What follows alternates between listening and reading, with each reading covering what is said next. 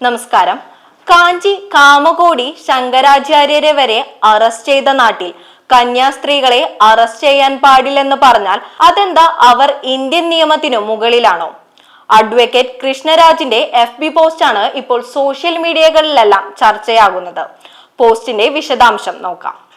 2004 കാഞ്ചി കാമകോടി മഠാധിപതി ശ്രീ ജയേന്ദ്ര സരസ്വതി സ്വാമികളെ കൊലക്കുറ്റം ചുമത്തി police arrest ചെയ്യുന്ന രംഗമാണ്. ഇതേ കേസിൽ ശ്രീ വിജയേന്ദ്ര സരസ്വതി സ്വാമിജികളെയും പോലീസ് അറസ്റ്റ് ചെയ്തിരുന്നു. 60 ദിവസത്തിൽ കൂടുതൽ ജയിലിൽ കഴിഞ്ഞതിനു ശേഷം സുപ്രീം കോടതിയാണ് ഇവരെ ജാമ്യത്തിൽ വിട്ടത്. 2013 189 സാക്ഷികളെ വിസ്തരിച്ച വിചാരണയ്ക്കൊടുവിൽ ഇരുവരെയും കോടതി കുറ്റവിമുക്തരാക്കുകയായിരുന്നു. കേസ് വ്യാജമായി ഉണ്ടാക്കിയ പോലീസുകാരെ സസ്പെൻഡ് ചെയ്യാൻ കോടതി ഉത്തരവിട്ടു.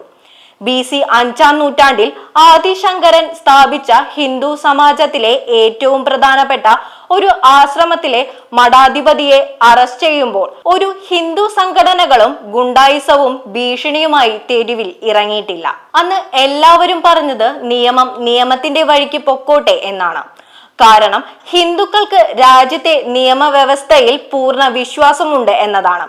കൂടാതെ സ്വാമിജിമാർ കുറ്റക്കാരല്ലെന്ന ഉറച്ച വിശ്വാസവും. ഇപ്പോൾ നമ്മൾ കാണുന്ന പാതിരിമാരുടെ തെരുവിലെ ഗ്വാഗ്വാ വിളികൾ കുറ്റം ചെയ്തു എന്നറിയാവുന്നവരുടെ നിലവിളികളാണോ?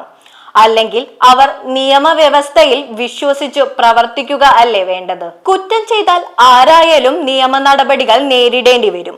കുറ്റം ചെയ്തില്ലെങ്കിൽ പുറത്തു വരികയും ചെയ്യും. അത് സ്വാമിയാണെങ്കിലും ഉസ്താദാണെങ്കിലും കന്യാസ്ത്രീകളാണെങ്കിലും പാതിരിയാണെങ്കിലും ബിഷപ്പാണെങ്കിലും മെത്രാനാണെങ്കിലും അല്ല.